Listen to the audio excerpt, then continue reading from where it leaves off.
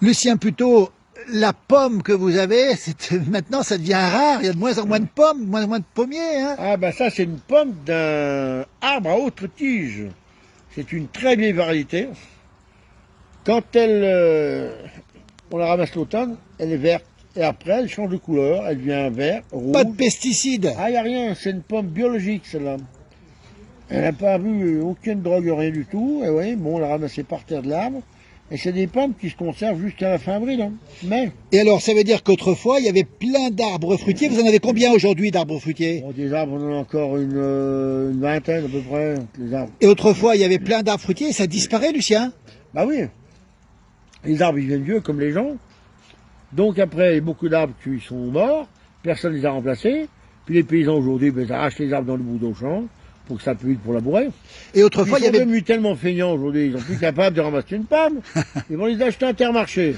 Elles sont pleines de drogue, mais tant pis, elles sont belles. Et alors, autrefois, il y avait plein de variétés de pommes, de pommiers, de poiriers, de tout ce qu'on veut. Ah bah oui, on avait à peu près en tout 3600 variétés de pommes et de poires. En France? Ouais, ouais. Ah oui.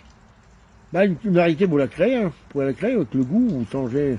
Il n'y a pas une pomme qui a le même goût. Hein. Oui. Il y a des sortes. Et alors, ces arbres fruitiers naturels dans les fermes ont disparu, pratiquement disparu. Maintenant, c'est des plantations, maintenant. Hein. Maintenant, c'est des plantations, on appelle ça des pommes d'élevage, moi j'appelle ça.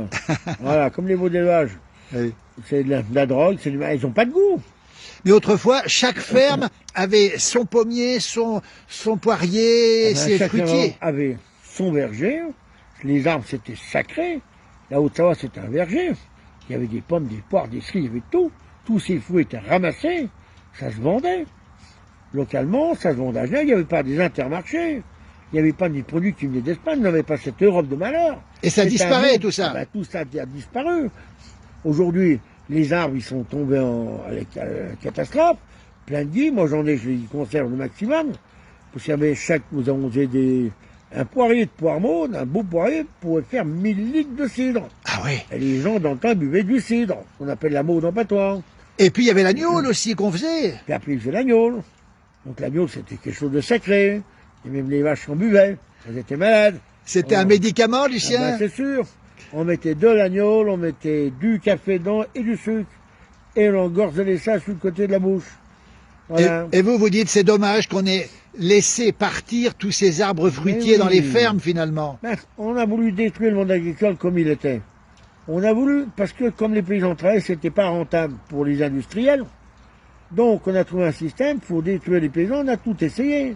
On a mis les normes, on a mis les quotas laitiers, on a mis l'Europe, et puis maintenant, je sais pas ce qu'ils vont encore nous inventer bientôt. Il y a des maladies, il y a tout ce qu'on veut. Alors, on veut des paysans ou on n'en veut pas?